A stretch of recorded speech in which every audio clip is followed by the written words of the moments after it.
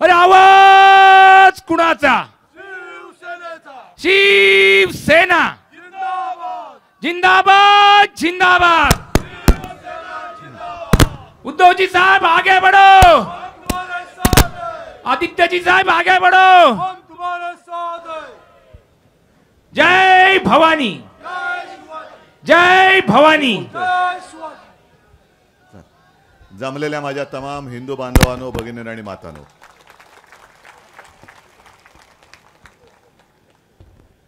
गेले 2 दिवस यवतमाळ आणि वाशिम मध्ये होतो आणि प्रचंड उत्साह। रात्री 1:30 वाजला घरी यायला आणि आज तुमच्या समोर उभा आहे। कोकण माझ्या हक्काचा आहेच। भास्करराव, तुम्ही बोललात ते खरं आहे की कोकण हे आपलंच आहे, पण अनेकदा असं होतं की ऐन कामाच्या वेळेला आपण घरच्यांनाच विसरतो आणि तसा विसरणू मी नाहीये। कोकणचा आशीर्वाद घेऊनच मी महाराष्ट्र फिरतोय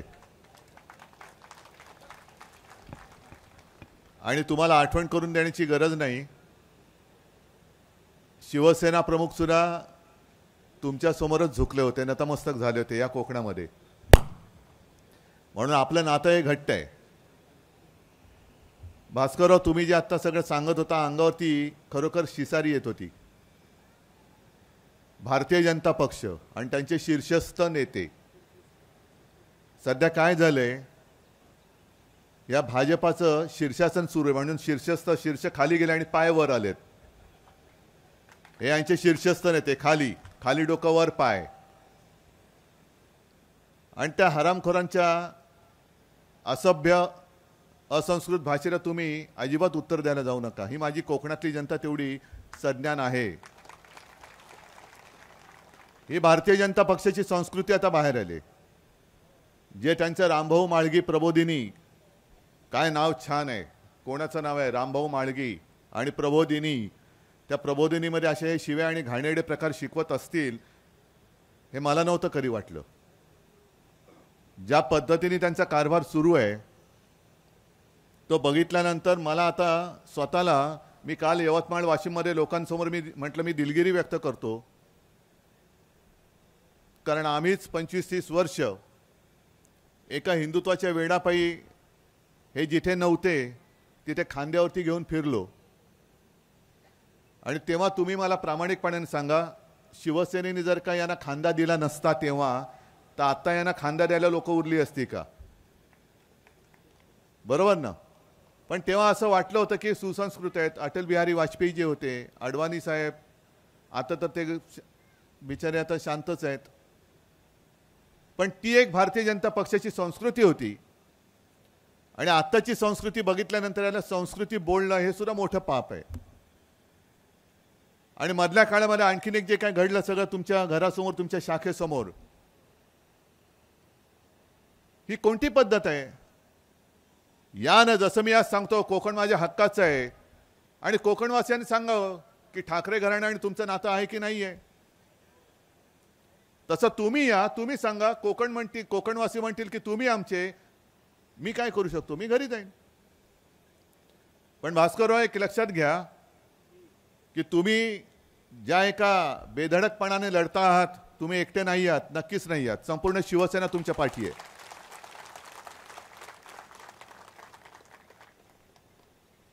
आणि इथे जे काय गुंडागर्दी करणारे लोक आहेत, आता तुम्ही विचार करा, तुम्ही आता बोलताना हा मतदारसंघ येतो रायगडमध्ये, पलीकडचा जातो सिंधुदुर्ग।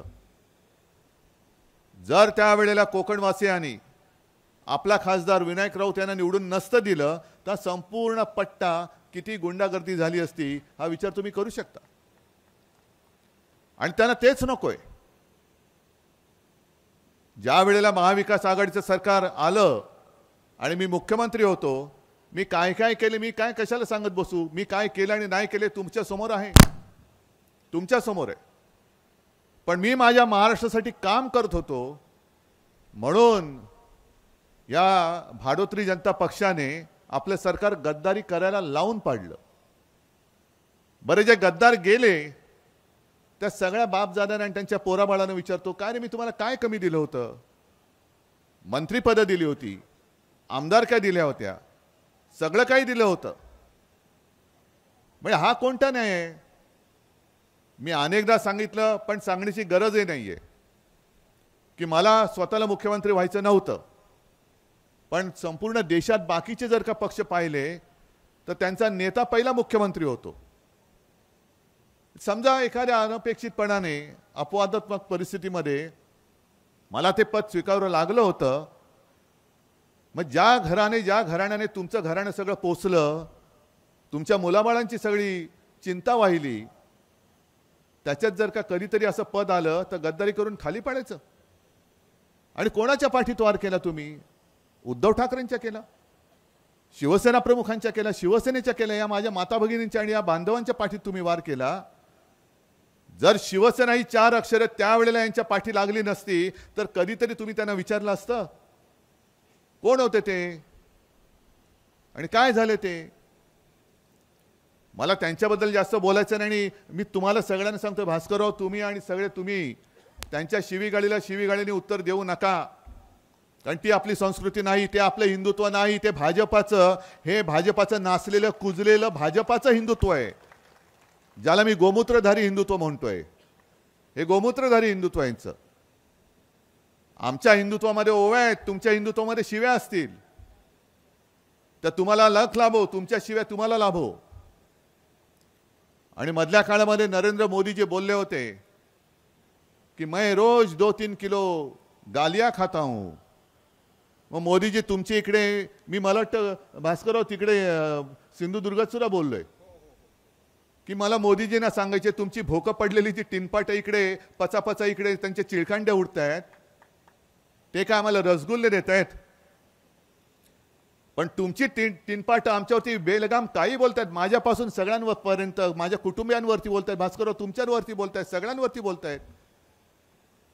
अजूनही कोणी, आणि मोदीजी उद्याही ते ज्या भाषेमध्ये आमचा उद्धार करतात त्या भाषेत माझा एकही शिवसैनिक मोदीजींचा असा उल्लेख करणार नाही, अजिबात करणार नाही. कारण आम्ही खरे हिंदू आहोत. आम्ही खरे हिंदू आहोत. आता निवडणूक पुढे सरकते, संपूर्ण राज्यभर मी फिरतोय. आज सुद्धा ही उन्हातान्हाची सभा आहे. 2 दिवसापूर्वी मी त्या यवतमाळ वाशिमची जी तुम्हाला सांगत होतो माझी आठवण किंवा सगळ्या घडलेल्या घटना, प्रवास करत करत पोचायला मला त्या पहिल्या सभेला दुपारचे 1:30-1:45 वाजलेले, गच्च भरलेली गर्दी. ह्याच्या म्हणजे आता हा मंडप याच्या दुप्पट तिप्पट. माझी वाट बघत बसले होते 1 तासभर. त्यांना जो प्रश्न विचारला तोच मी तुम्हाला विचारतो, जेवलात का रे बाबांनो, माता भगिनींनी जेवलात का? इकडे तर जेवणाची सोय नाहीये आणि जेवणाची वेळ आता 12:30 होत आले. जेवलायत? नाही जेवले. मग हे काय आहे नेमकं? आज उद्धव ठाकरेला तुम्ही संपवायला निघालात, उद्धव ठाकरेचा पक्ष फोडलात, पक्ष संपवायला निघालात, माझं नाव चोरलत, चिन्ह चोरलत, वडील चोरलेत, आणि तुमच्याकडे लोक जमावी म्हणून पैसे देऊन लोक आणायला लागत आहेत, तरी सुद्धा लोक येत नाही आहेत. आलेल्या लोकांना बिर्याणीची ताटं तिकडे तयार ठेवलेत, लोक बिर्याणी खातात पण तुमचे नासलेले विचार ऐकत नाहीयेत. आणि इकडे उन्हातानाचे भुकेची तहानीची पर्वा न करता माझ्या माता भगिनी आणि माझे बांधव इकडे बसलेत. हे काय आहे? याला प्रेम म्हणतात, याला प्रेम म्हणतात. हा गुहागर मतदारसंघ सुद्धा भास्करराव तुम्ही ज्या पद्धतीने बांधलाय ते बघूनच मुद्दा म्हणून मी तुम्हाला पूर्व विदर्भाची जबाबदारी दिलेली आहे. कारण आता जिथे जिथे जातोय तिथे सगळेजण सांगतायत, म्हणजे आता आपली महाविकास आघाडी 3 पक्ष आहेत. आंबेडकर साहेबांनी सुद्धा आपण सांगतोय तुम्ही पण यासोबत, जागा वाटप तर करावं लागेल.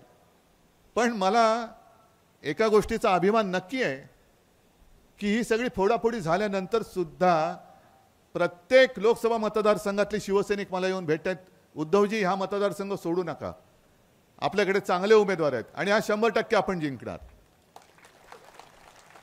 म्हणजे विदर्भात गेलो तर विदर्भातले जे मतदारसंघ कधी आपण लढलेले नाहीत तिथले शिवसैनिक येऊन भेटतात, उद्धवजी यावेळेला आपली लाट आहे, आपली लाट आहे आणि मोदी सरकारची वाट आहे, विल्हेवाट. तुम्ही कोणी उमेदवार द्या, लोक तुमच्यावरच्या प्रेमा खातर तो विजयी केल्याशिवाय राहणार नाही, असं आज वातावरण संपूर्ण महाराष्ट्रामध्ये आहे. आणि अशा या चांगल्या पवित्र वातावरणामध्ये आपण यांच्या तोंडी लागायचं, यांच्या तोंडी लागण्यामध्ये त्यांचा तोच तर आहे. म्हणजे कसा आहे बघा डाव, हा जो भाडोत्री जनता पक्ष आहे, कारण तो जो होता अटल बिहारी वाजपेयीजींचा, तो भारतीय जनता पक्ष होता, सुसंस्कृत होता. आता हा सगळा भाडोत्री जनता पक्ष आहे किंवा भाडखाऊ जनता पक्ष आहे म्हणा. यांच्याकडे नेते नाहीत, कार्यकर्ते नाहीत, म्हणून सगळ्या आजूबाजूने आणतायत. आणि कालच्या सभेमध्ये मी सहज बोलता बोलता सुचलं, ते सांगितलं की प्रधानमंत्र्यांच्या बऱ्याच काही योजना आहेत. प्रधानमंत्री जनधन योजना, प्रधानमंत्री अमुक योजना, प्रधानमंत्री तमुक योजना, तशी अजून एक त्यांनी योजना काढली. आले तुमच्यापर्यंत? भ्रष्टाचारी अभय योजना. भ्रष्टाचारी अभय योजना म्हणजे ज्यांनी भ्रष्टाचार केला असेल त्यांनी भाजपात यावं, आम्ही तुम्हाला अभय देतो. ये मोदी गॅरंटी आहे, ये मोदी गॅरंटी आहे. या असल्या गॅरंट्या तुम्ही देता. 2014 सालापासून आम्ही तुमचं हे तेच रडगाणं ऐकतोय, विकसनशील भारतासाठी, विकसनशील भारतासाठी. ते पूर्वी तो ग्रामोफोन होता, मला आठवते माझ्या लहानपणी, माझ्या काही जुन्या पिढीतल्या लोकांच्या लक्षात असेल, रेकॉर्ड असायची, रेकॉर्ड, आणि त्याला ते पिन लावायची. तो HMVचा कुत्रा असायचा, हिज मास्टर व्हॉइस. तसे त्यांचे काही अंधभक्त आहेत, मग ते जे काय सांगतात ते ऐकायचं. पण ती रेकॉर्ड असं असायची की कधीतरी अडकायची, आणि अडकली का पुढे जायचीच नाही. आता शिवसेना प्रमुखाने त्या काळामध्ये जे काय बोलले होते ते मी नाही बोलू शकत, कारण ते गाणं कसं अडकायचं, ती गाण्यातली नेमकी ओळ अडकल्यावरती त्याचा अर्थाचा अनर्थ कसा व्हायचा ते शिवसेना प्रमुख सांगायचे. तशी यांची रेकॉर्ड अडकले 14 पासून. 2014ला काय सांगितलं, 2019 साली बघा काय होईल. 19 साली काय सांगितलं, 2024 साली बघा काय होईल. झालं काहीच नाहीये. आता सांगतायत 2029 नाही, डायरेक्ट 2047 साल. मग मला त्यांना विचारायचे, 10 वर्ष आम्ही तुमचं ऐकलं, आत्ता तुम्हाला कळलं की भारत हा विकसित व्हायला पाहिजे, विकसनशील भारतासाठी पुन्हा एकदा मोदी सरकार. मग 10 वर्ष मोदी सरकार काय गवत उपटत बसलं होतं की काय? हो 10 वर्ष काय केलं? नाही, गवत उपटत बसलो होतो. मग आता काय? आता आम्ही बघा 2047 साली तुम्हाला आम्ही काय काय देऊ. मग मी सुद्धा सांगतो, ते 2047 साली देत आहेत, मी तुम्हाला सगळ्यांना सांगतो, मी 3000 साली तुम्हाला प्रत्येकाला चंद्रावरती घर देईन. हवंय की नको? अरे काय तुम्ही त्यांची गॅरंटी मानता आणि माझी नाही मानत? बरं, हे येऊन मोदीजी बोलले की भाई और बहनों 2050 तक मैं आप सबको चांद पे घर दे दूंगा. चला सगळे मोदी मोदी मोदी मोदी. काय नाही, हा सगळा जो काय त्यांचा घृणास्पद प्रयत्न चालू आहे तो कशासाठी चालू आहे मुद्दामून तुम्हाला सांगायला पाहिजे. बाकीच्या गोष्टी त्याचा परामर्श भास्कर जाधव यांनी घेतलेलाच आहे, गीतेनी सुद्धा घेतलेला आहे. आणि भास्करराव आहेत खंबीर, इथल्या स्थानिक ज्या काही समस्या आहेत ते आहेत खंबीर, मला त्याच्यावरती जास्त बोलण्याची गरज नाहीये. जी MIDC देत होतो ती कशी थांबवली वगैरे वगैरे सगळ्या गोष्टी तुम्हाला माहिती आहेत. मासेमारीमध्ये सुद्धा मध्ये मी ऐकलं होतं पेपरमध्ये की आता मासेमारी करायला सुद्धा LED लावून गुजरातच्या बोटी येत आहेत ना. मग इथून सगळं गुजरातला नेत आहेत. सगळे उद्योगधंदे MIDC आमच्या हक्काची द्यायचीच नाही.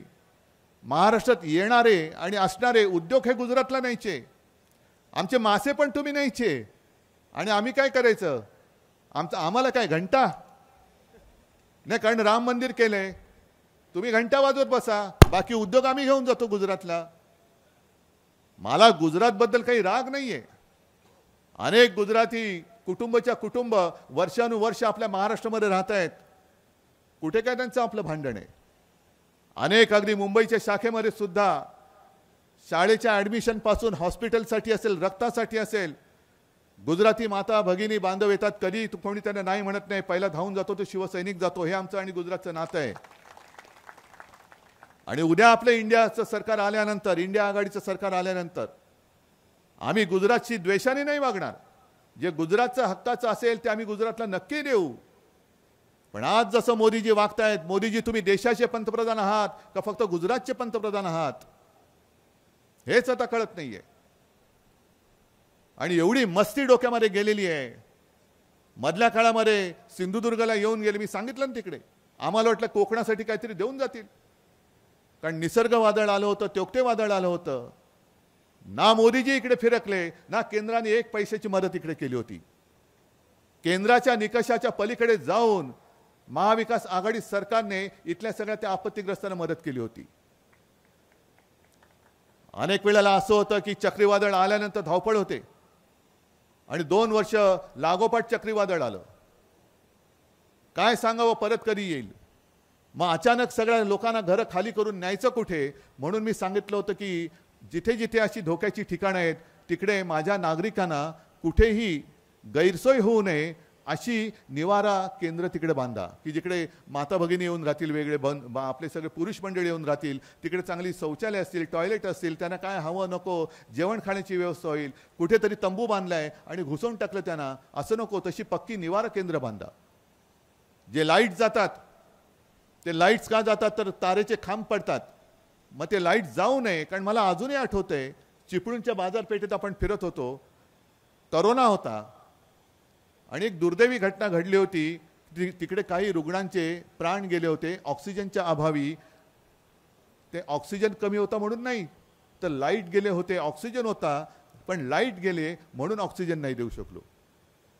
आणि त्याच्यासाठी आपण ठरवलं होतं की या सगळ्या ज्या वीज वाहक तारा आहेत त्या भूमिगत करायच्या. वादळ किती आलं तरी माझे नागरिक त्या निवारा केंद्रात सुरक्षित राहतील आणि किती मोठं वादळ आलं तरी वीज पुरवठा बंद होणार नाही, ही जबाबदारी मी तेव्हा घेतली होती मुख्यमंत्री म्हणून.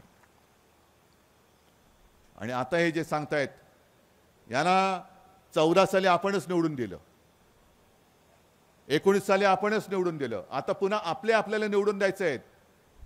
अनंत गीतेनं तर निवडून द्यायचं आहे, पलीकडे विनायक राऊतनं निवडून द्यायचं आहे. पण आता आपण त्यांना बसवणार नाही आहोत, आपल्या हक्काचा इंडिया आघाडीचा पंतप्रधान बसवणार आहोत.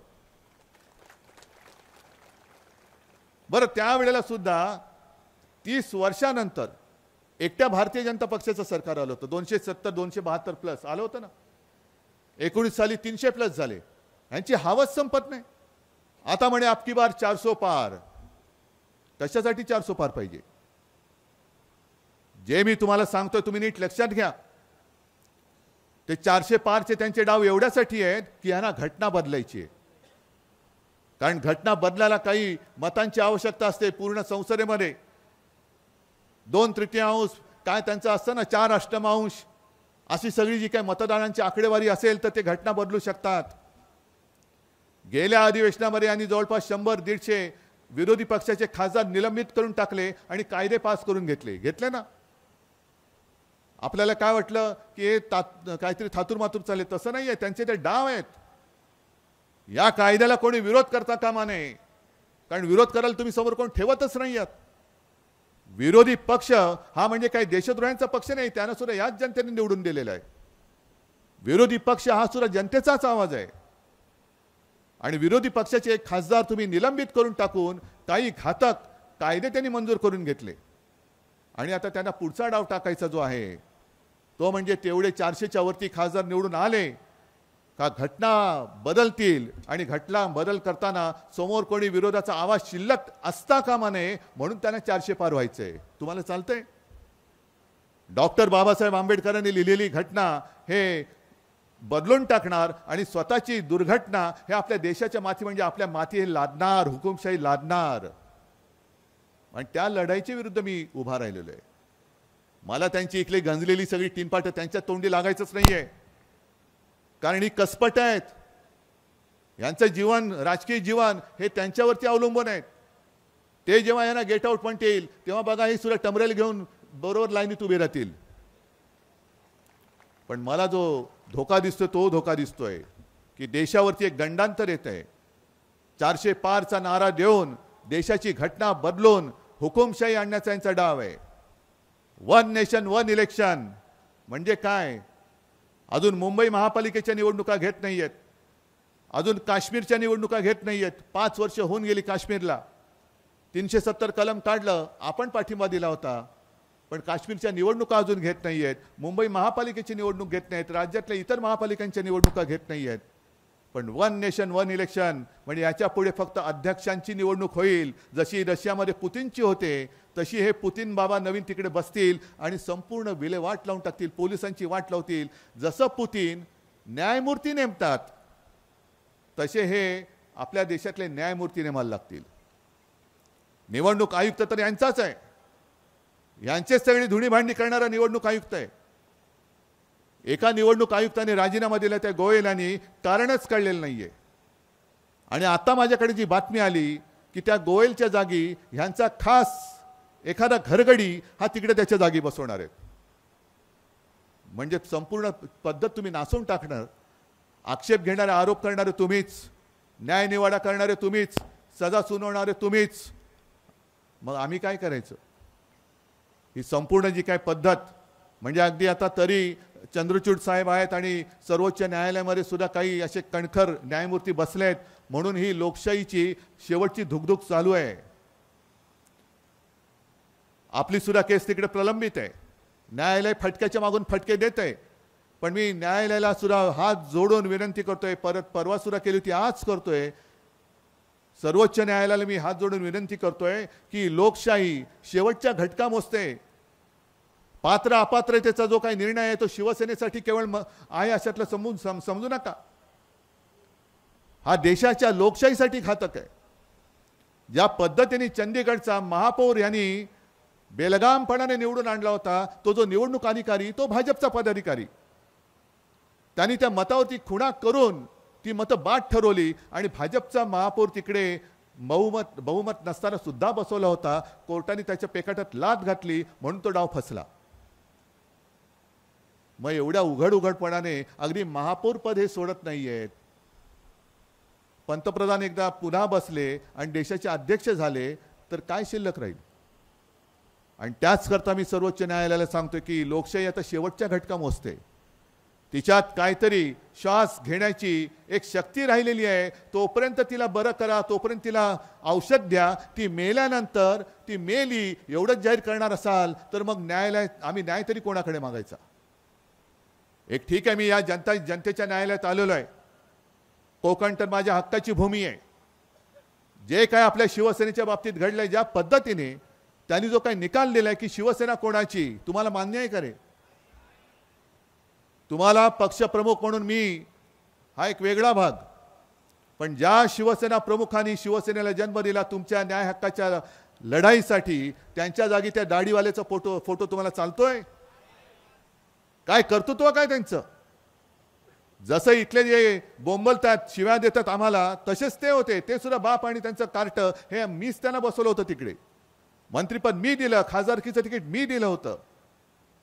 पण तोच माझा जणू काही गुन्हा झाला आणि त्या गुन्ह्याची फळं ही अशी मी भोगतोय असं त्यांना वाटत असेल तरी त्यांना त्यांची जागा दाखवण्यासाठी आज महाराष्ट्र पेटून उठलेला आहे. तुम्हाला एक परत हे पवित्र काम करावंच लागेल. गेल्या वेळेला जे झालं त्याच्याबद्दल मी अगदी उघडपणाने तुमची माफी मागतो, कारण मी चालवतो मोदींचा प्रचार करायला. ही माझी चूक झाली. पण आता ही चूक मी सुधारलेलो आहे. तुम्ही सुधारलायत की नाही? आता पुन्हा जर का तिकडे मोदी सरकार येणार असेल तर मग आपल्याला तोंड सुद्धा उघडण्याची वेळ येणार नाहीये. आणि मला आठवत आहे काही वर्षांपूर्वी काही मित्र आपल्याला भेटत असतात, काही उद्योगपती असतात, काही मित्र असतात, काही आपले सगळे सोयरे असतात. असेच काही माझे मित्र चीनला गेले होते, ऑलिम्पिक झालं त्याच्या आधी. आणि तिकडे गेल्यानंतर त्यांनी मला एक किस्सा सांगितला. ते म्हणाले, उद्धवजी तिकडे गेल्यानंतर भाषेची बोंब आहे. हे ऑलिम्पिकच्या आधीची गोष्ट आहे. तिकडे दुभाषी असल्याशिवाय कोणी बोलूच शकत नाही. मग तर म्हणे आम्ही एका गावात गेलो, शहरामध्ये गेलो. तिकडे एक अत्यंत उत्तम इंग्रजी बोलणारा साधा गरीब माणूस आम्हाला गाईड म्हणून मिळाला. छान इंग्रजी बोलायचा.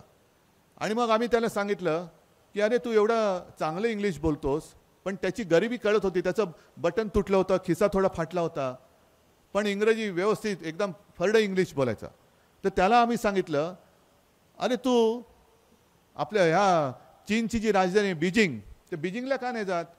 आता तिकडे ऑलिम्पिक्स होणार आहे, देशभरातनं सगळे पर्यटक तिकडे येतील, तुला 2-5 पैसे जास्त मिळतील. तो म्हणाला नाही म्हणे, मला जगायचंय. तो म्हणाले तुला जगण्यासाठीच सांगतोय. बीजिंगमध्ये गेलास परदेशी पाहुणे येतील, तुला जास्त पैसे मिळतील. नाही म्हणे, मला जगायचंय. तुला जगायचं म्हणजे काय? तुला जगण्यासाठी आम्ही सांगतोय. तुला तसं नाहीये.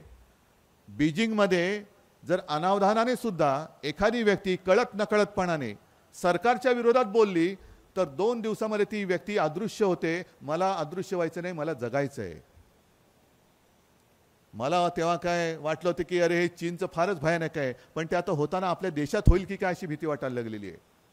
जे त्यांच्या विरोधात बोलतील त्यांना सरळ देशद्रोही म्हणून तुरुंगात टाकलं जात आहे, सरळ धाडी टाकल्या जात आहेत. हे राजन साळवी इकडे बसलेत, आज सुद्धा नोटीस आलेल्या आहेत. म्हणजे साधे साधे माझे कार्यकर्ते त्यांच्यावरती नोटीसी मारल्या जात आहेत. पण त्यांच्या गटात गेले, हे काल परवाकडेच बघितलं ना तुम्ही, ज्यांचा उल्लेख मी अभिमानाने करत होतो, गेले तिकडे, झाले ईडी बीडी बंद. सगळे आरोप करणारे तुम्हीच. त्या वेळेपर्यंत तुम्हाला कळलं नव्हतं. 2014 काय त्याच्या आधीपासून अगदी अनिल परब काय सगळेच. अनिल परबानी तर त्यावेळेला 92-93 साली पोलीस आणि मिलिटरीचा मार खाल्ला होता, त्याला जनावरासारखं भर रस्त्यात तुडवलं होतं. तरी सुद्धा आता शिवसेना सोडत नाहीयेत. राजन साळवी शिवसेना सोडत नाहीयेत, कारण ते लढवई आहेत. पण तुम्ही भाजपात या, नाहीतर जेलमध्ये जा. ठीक आहे, तुमची मस्ती किती दिवस चालते मी बघतो. आमचं राज्य येत आहे आणि त्या अधिकाऱ्यांना सुद्धा सांगतोय, तुमच्या ईड्या बिड्या काय असतील त्या ईडीचं बंडल करून बरोबर काय करायचं ते आम्ही करू. जर माझ्या शिवसैनिकांना छळत राहाल तर थोडे दिवस थांबा. आमचंच सरकार आल्यानंतर या अधिकाऱ्यांना सुद्धा, ज्यांनी अन्यायाने माझ्या शिवसैनिकाला त्रास दिलाय, त्यांना सुद्धा कायद्याचे फटके काय द्यायचे ते आम्ही दिल्याशिवाय राहणार नाही. आणि हे सगळं असं वातावरण तुम्हाला मी सांगितल्यानंतर मी तळमळीने तुम्हाला सांगतोय, पोट तिडकीने सांगतोय. जे मला जाणवतंय, जे मी बघू शकतोय ते मी तुम्हाला सांगतोय की हे पाप आता आपल्याकडनं होता कामा नये. त्यावेळेला देशाच्या स्वातंत्र्यासाठी अनेक जणांनी बलिदान केलं, त्यांनी बलिदान केलं म्हणून आपण आपलं स्वातंत्र्य उपभोगू शकतो. आता ते त्यांनी बलिदान करून दिलेलं स्वातंत्र्य मतदान करून आपण टिकवू शकतोय की नाही? त्यांनी तर बलिदान केलं, आपल्याला मतदान करायचंय. कारण नाहीतर पुढच्या पिढ्या ह्या आपला उल्लेख काय म्हणून करतील? देशभक्त म्हणून करतील का? जे भाजपा करते, द्वेष पसरवते सगळीकडे, द्वेष, हिंदू मुसलमानांमध्ये द्वेष, यांच्यामध्ये द्वेष, त्यांच्यामध्ये द्वेष. आम्ही देशभक्त आहोत, आम्ही द्वेषभक्त नाहीत, अजिबात नाही. आणि म्हणूनच तुम्ही या भर उन्हाच्या सभेमध्ये अगदी सूर्य आग ओकत असताना सुद्धा माझ्यासाठी थांबलात. हेच मोठं एक दिलासा देणारं चित्र आहे. ह्यालाच मी माझे आशीर्वाद मानतो. हीच माझी शक्ती आहे, हीच माझी ताकद आहे. भाडोत्री जनता पक्षाकडनं पैशाचा अमाप वापर होईल, धबधबे कोसळतील. पण माझं आव्हान आहे, तुम्ही या महाराष्ट्रामध्ये पैशाचा पाऊस पाडून दाखवाच. पैशाचा पाऊस पडला तरी सुद्धा महाराष्ट्राची जमीन ही पवित्र आहे. किती पाऊस पडला तरी गद्दारीचा कोंब या महाराष्ट्रामध्ये ही माती उगवू देणार नाही. एक सुद्धा गद्दारीचा कोंब इथे उगवणार नाही. आणि त्याच करता उद्याची जी निवडणूक आहे, भास्करराव तुम्ही बोललात की प्रचाराला येऊ नका. ठीक आहे, तुमचं वचन मी पाळलं. मी प्रचाराला येणार नाही, पण विजयाच्या, आपल्या विजयाच्या, अनंत गीतेंच्या विजयाच्या मिरवणुकीला म्हणण्यापेक्षा सभेला मी येणारच. आणि त्या विजयाची जबाबदारी मी तुमच्यावर सोपवतोय. घेणार आहात? ठीक आहे, ठरलं? ठीक आहे, बाकी काय बोलायची? हां, नाही आता एकदा सगळं जुळलं की होणार नाही. आता शिमगा तर काय आता 2 दिवसावरती नाही, तो या भाडोत्री जनता पक्षाचा रोजच शिमगा चालू आहे. त्याच्यामुळे तो काय नाही, जे काय बोंबायचं ते बोंबलू दे त्यांना.